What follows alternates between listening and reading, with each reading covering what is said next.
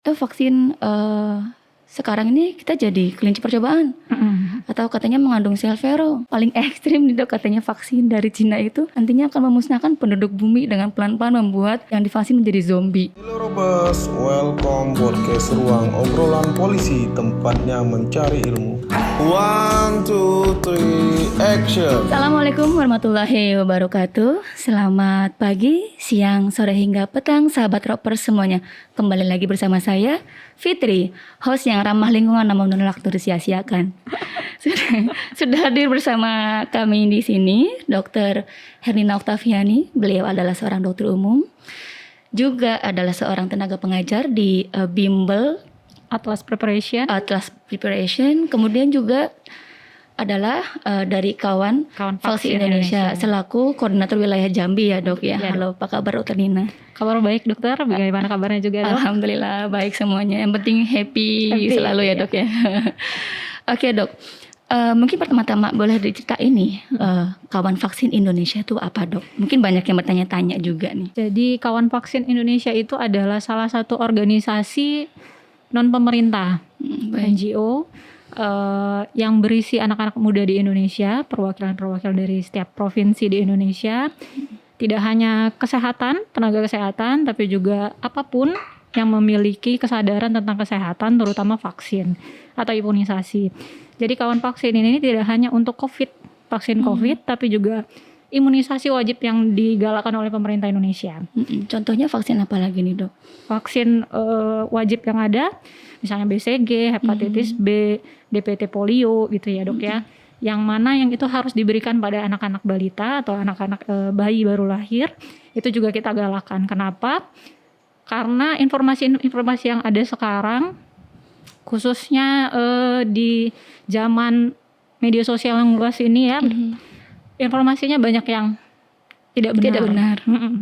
Jadi kawan vaksin di sini bertujuan untuk memberikan informasi terkait vaksin kepada masyarakat luas yang benar, sehingga para masyarakat di luar sana, ibu, bapak, orang tua ataupun anak-anak muda mau untuk menerima informasi vaksin yang benar, imunisasi vaksin yang benar, dan mau menerima nantinya jika nanti vaksin COVID ataupun vaksin yang lain dicanangkan oleh pemerintah.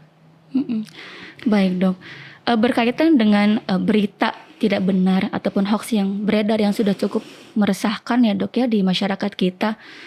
Jadi contohnya nih Dok, bahwa vaksin sekarang ini kita jadi kelinci percobaan.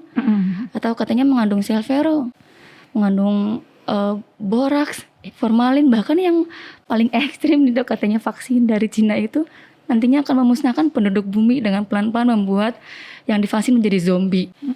Itu kayaknya mungkin kebanyakan nonton film fiksi gitu ya Dok, tentang zombie ya Dok ya. Jadi untuk mengcounter berita-berita bohong ini memang sepertinya banyak hal-hal yang penting dan seru untuk kita obrolkan pada podcast kali ini.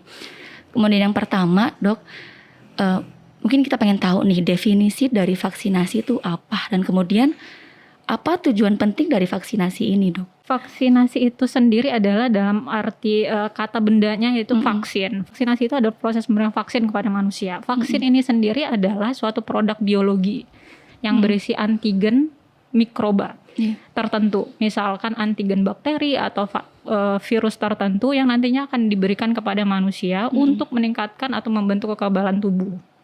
Jadi tadi tujuan vaksinasi adalah membentuk kekebalan tubuh manusia dengan cara diberikan suatu produk biologi yang berisi antigen.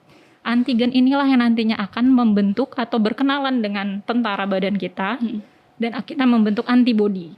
Antibodi ini yang nantinya akan bertugas melawan suatu penyakit tertentu tadi yang kalau berkenalan dengan kita atau bersinggungan dengan kita tidak akan jadi sakit. Akhirnya tidak terjadi penularan. Kita tidak terinfeksi dan kita tidak menginfeksi orang lain. Itulah yang namanya imunitas. Itu proses vaksinasi bertujuan untuk meningkatkan imunitas yang kita tahu dengan program imunisasi. Kan banyak nih beredar baik merek ataupun tipe vaksin ya di dunia, termasuk di Indonesia nih. Nah yang baru masuk ini kan Sinovac. Nah kita pengen tahu nih Dok, sebenarnya tipe dari vaksin COVID-19 ini apa saja, kemudian perbedaannya apa dan pengaruhnya apa gitu. Oke. Kalau berbicara tentang vaksin COVID ya dok ya, memang lagi banyak yang beredar, dan yang sudah beredar alhamdulillah sudah mendapatkan izin edarnya sendiri dari WHO dengan efikasi yang di atas 50%. Aman ya dok ya? Aman Dengan berarti. efikasi Iya, dengan di angka atas 50%. 50%. Ya. Di atas 50%. Yang di Indonesia saat ini beredar adalah yang dari Cina ya, dengan efikasi yang setelah uji klinis tahap 3 keluar, efikasinya sekitar 65% ke atas untuk sampel uji coba di Indonesia saat itu. Kalau di Brazil dan di Turki waktu itu, Turki sampai 91% efikasinya, sedangkan Brazil setelah direvisi 75% ke atas. Memang ada perbedaan isi, dalam artian materi genetiknya yang ada di setiap vaksin COVID yang saat ini sedang beredar luas di dunia. Baik. Kalau yang dari Cina itu vaksin yang inaktivasi atau bisa kita definisikan adalah vaksin dengan virus SARS-CoV-2 yang sudah dimatikan. Jadi yang ada dalam komponen vaksinnya adalah dinding selnya saja. Di mana dinding selnya tersebut jika dimasukkan ke dalam tubuh kita tidak akan menginfeksi, hanya akan membentuk atau berkenalan dengan tentara badan untuk membentuk antibodi. Ada lagi beberapa tipe vaksin COVID yang selain yang dari Cina itu mengandung RNA. Prosesnya sama, kalau nanti masuk ke badan manusia bersinggungan dan akan membentuk antibodi ya dok ya, membentuk antibodi dan sistem kekebalan tubuh. Tapi memang materinya yang berbeda. Tapi intinya tidak ada efek samping terinfeksi nantinya. Maksudnya disuntikkan vaksin malah jadi infeksi atau malah jadi sakit COVID. Itu belum ada datanya. Belum ada datanya sama sekali seseorang disuntik vaksin COVID kemudian jadi terinfeksi. Kecuali pasiennya atau seseorang tersebut belum mendapatkan dosis penuh. Ya, jadi belum mendapatkan istilahnya antibodi protektif ya dok ya, untuk bisa tidak tertular dari Betul dok. COVID ini. Gitu. Karena dosis pemberian vaksin COVID ini adalah 2 kali pemberian. 2 kali. Dengan interval 14 hari. Jadi hari 0 dan kemudian suntik kedua 14 hari kemudian. Setelah itu antibodi akan timbul setelah 28 hari kemudian. 28 hari dari dosis pertama atau dosis kedua? Dosis pertama. Dosis pertama. Oh, baik. Jadi 28 hari kemudian baru antibodi kita akan tumbuh atau terbentuk.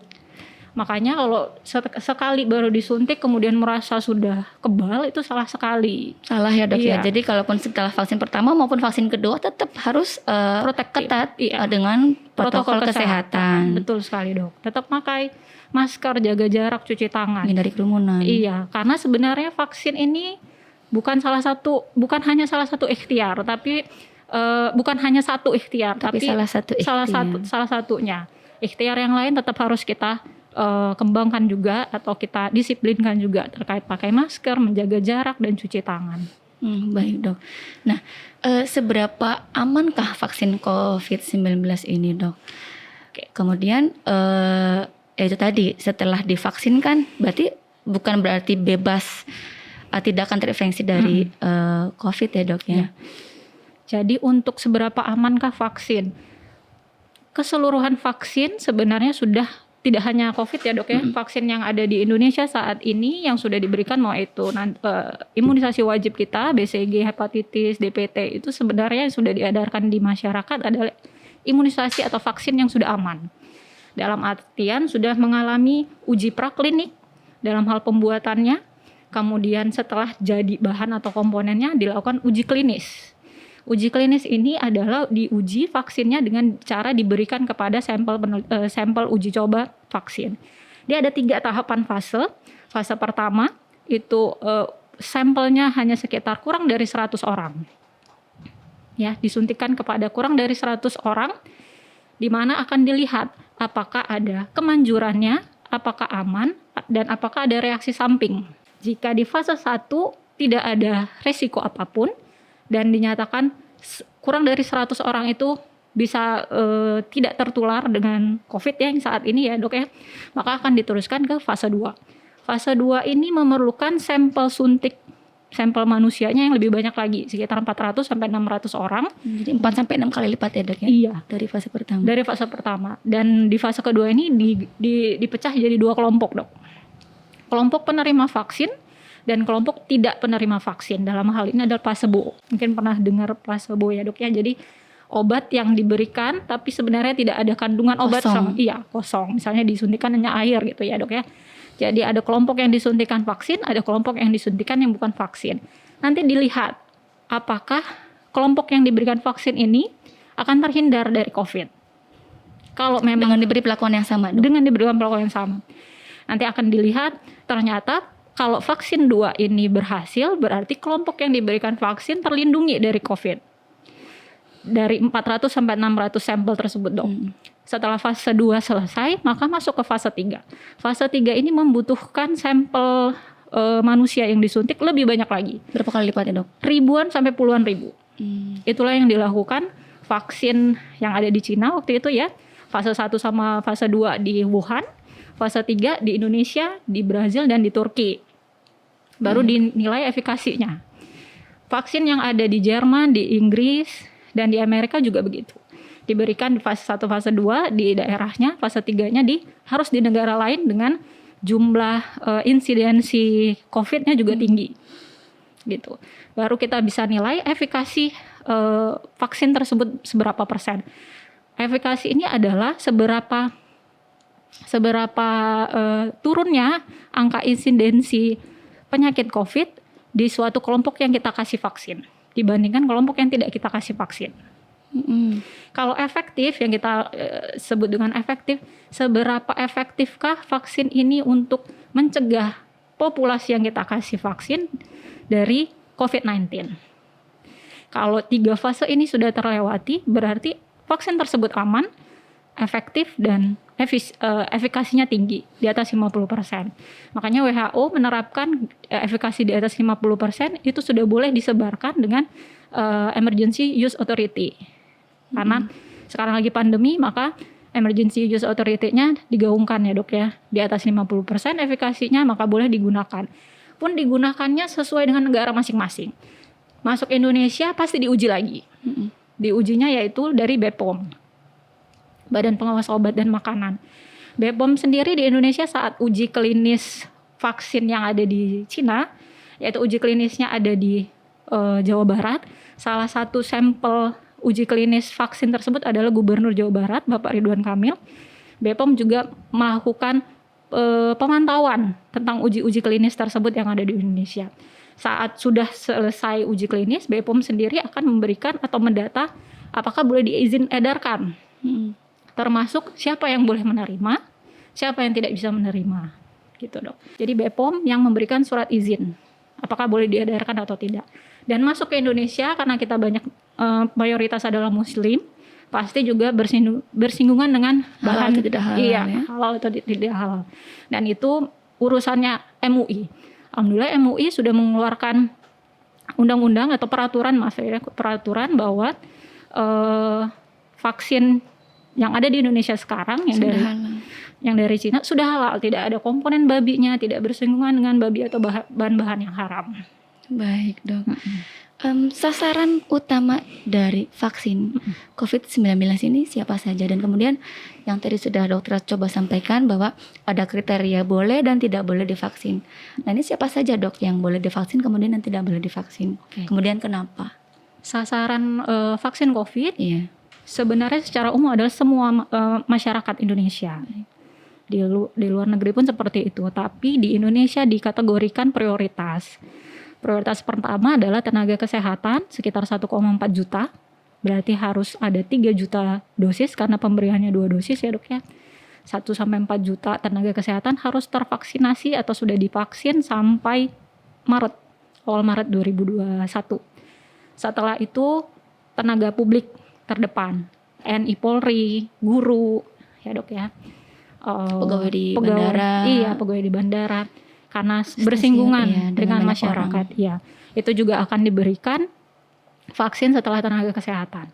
Setelah itu baru ke masyarakat luas. Masyarakat luasnya ini pun harus dinilai. Untuk lansia saat ini masih dilakukan uji klinis 3 tahap lanjutan. Karena memang saat uji klinis vaksin dari Cina itu hanya usia 18 tahun sampai 59 tahun. Dan itu aman untuk range umur segitu. Tapi kalau di atas 60 tahun ini masih dilakukan uji klinis tahap 3 lanjutan untuk sampel penerima vaksinnya di usia lansia. Jadi di Indonesia yang berusia di atas 59 tahun tidak dianjurkan untuk vaksin dulu ya dok ya? Belum, iya dok. Dan juga untuk anak-anak di bawah umur 19 tahun. Diharapkan kita yang usianya 18 sampai 59 tahun yang sudah divaksin ini nantinya akan memberikan kekebalan kelompok. Herd immunity Sehingga nantinya akan mencegah penularan ke kelompok-kelompok yang belum divaksin atau kelompok rentan. Salah satunya lagi tadi menurut sesuai pertanyaan dokter ya dok ya, kriteria yang tidak bisa divaksin. Tadi yang usianya lansia atau yang di bawah 18 tahun atau di atas 60 tahun dan ada komorbid. Pasien-pasien kita yang mengalami hipertensi tidak terkontrol, gagal ginjal, sakit jantung yang tidak terkontrol, penyakit jantung koroner ya yang belum dilakukan tata laksana. Itu saat ini tidak boleh. Diabetes ya dok? Diabetes, ya kalau gula darahnya tidak terkontrol juga belum boleh diberikan vaksin COVID. Tapi dari perhimpunan spesialis masing-masing ya yang ada di Indonesia, mau itu hipertensi, penyakit jantung, diabetes, salah satunya tentang tensi ya dok ya. Salah satunya jika pasien hipertensi yang sudah diberikan obat dan minumnya teratur dan saat dilakukan screening tensinya di bawah 140/90 boleh diberikan vaksin. Boleh. Ya, walaupun dia sudah tercatat sebagai pasien hipertensi, tapi dia rutin minum obat tensi, terkontrol, maka boleh. Penyakit jantung juga seperti itu kalau terkontrol. Tapi nanti akan ada kriteria-kriteria khususnya waktu saat pemberian vaksin pasti akan didata dulu. Kemudian penyakit autoimun, lupus, itu tidak boleh diberikan, belum boleh diberikan vaksin. Atau nantinya mungkin setelah beberapa tahun lagi akan ada uji-uji lagi ya dok ya. Termasuk ke ibu hamil itu ya dok? Iya, termasuk ibu hamil. Mungkin nanti kita tunggu ya dok ya, maksudnya penelitian-penelitian selanjutnya apakah kelompok-kelompok yang rentan ini apakah tetap bisa diberikan vaksin COVID, itu mungkin masih diteliti oleh penelitinya dok. Yang pernah saya baca di artikel harian nasional itu ada di suatu negara di sana ibu hamil sudah boleh, maksudnya sudah mulai sudah mulai diberikan juga vaksin gitu. Sampai sekarang sih belum ada efek terlapor, maksudnya efek lain gitu. Tapi mungkin sambil menunggu penelitian ya dok ya. Gitu. Karena itu harus ada uji-uji lain ya dok ya, uji klinis tambahan. Karena selama ini uji klinis tahap 3 untuk vaksin yang dari Cina hanya usia 18 sampai 59 tahun tanpa komorbid, tidak pernah mengalami COVID sebelumnya, bukan penyintas dan tidak hamil dan bukan menyusui juga. Baik dok. Kemudian ini yang saya juga baca dan pelajari dari hasil rapat monitoring pelaksanaan vaksinasi COVID-19 di Indonesia, bahwa di sana Menkes menyatakan untuk mencapai herd immunity atau tadi kekebalan kelompok di Indonesia, maka jumlah penduduk Indonesia yang harus divaksin itu adalah sebanyak 2/3 dari 271 juta penduduk Indonesia ya dok ya, yaitu kurang lebih sekitar 181,5 juta penduduk. Dengan dosis per orangnya diberikan 2 kali suntikan, berarti kan dibutuhkan 363 juta dosis vaksin. Nah itu kalau untuk mencapai target 1 tahun, maka kurang lebih per hari 1 juta ya dok ya, diberikan ke masyarakat Indonesia. Nah kemudian apa yang dilakukan oleh pemerintah kita dan kemudian juga dari kawan vaksin Indonesia untuk mengakselerasi proses vaksinasi tersebut hingga mencapai target gitu dok. Jadi memang dari Kementerian Kesehatan program vaksin ini digencarkan 1 tahun ya dok ya, sampai memang betul-betul vaksin ini cakupannya merata dan tinggi di masyarakat Indonesia. 1 tahun itu adalah bagi saya tenaga medis dan teman-teman di kawan vaksin adalah waktu yang sangat sebentar. Waktu yang sangat-sangat sebentar sekali untuk meratakan penyebaran dan transportasi vaksin.